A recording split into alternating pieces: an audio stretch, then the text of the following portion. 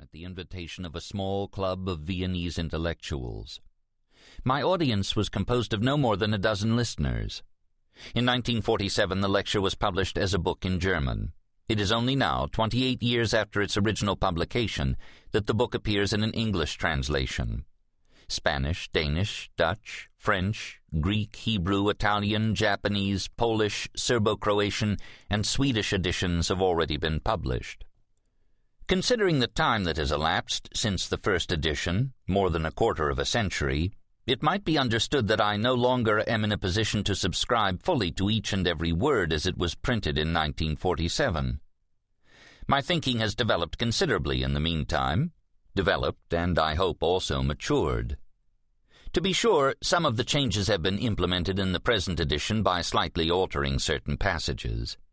However, I have deliberately refrained from major alterations of the text because, of my 20 books, this is the most organized and systematized one, and it would have been a pity to destroy the cohesive structure of this piece of work by interspersing too much of the material that might have accrued in the meantime.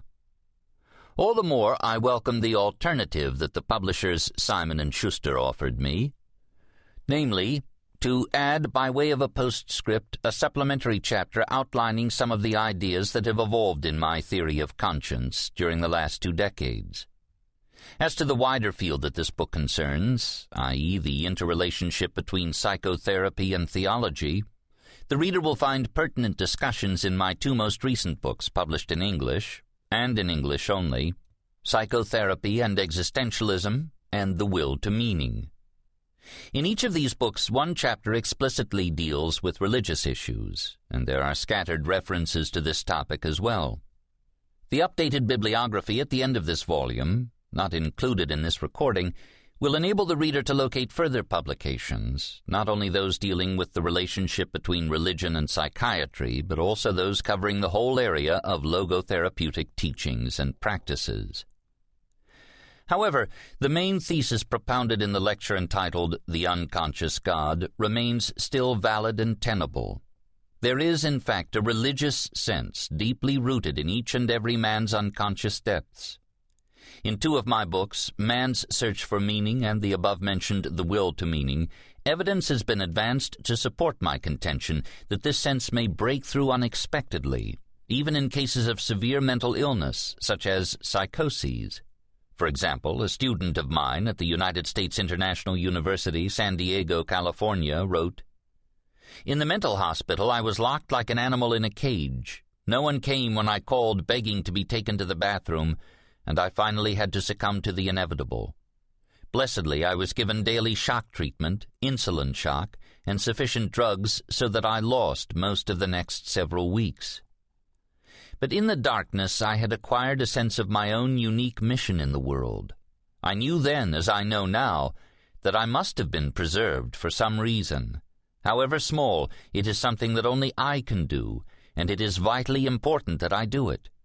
And because in the darkest moment of my life, when I lay abandoned as an animal in a cage, when because of the forgetfulness introduced by ECT, I could not call out to him, he was there.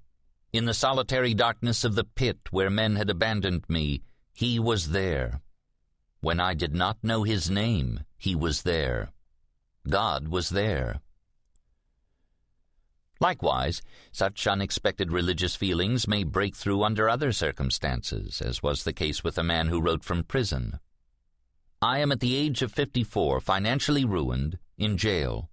At the beginning of this incarceration, 8 months ago, everything looked hopeless and irrevocably lost in chaos that I could never hope to understand, much less to solve. Endless months passed.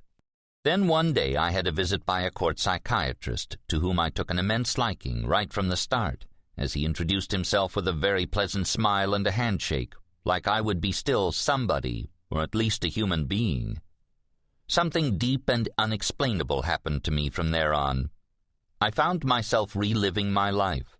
That night, in the stillness of my small cell, I experienced a most unusual religious feeling which I never had before. I was able to pray, and with utmost sincerity, I accepted a higher will to which I have surrendered the pain and sorrow as meaningful and ultimate, not needing explanation.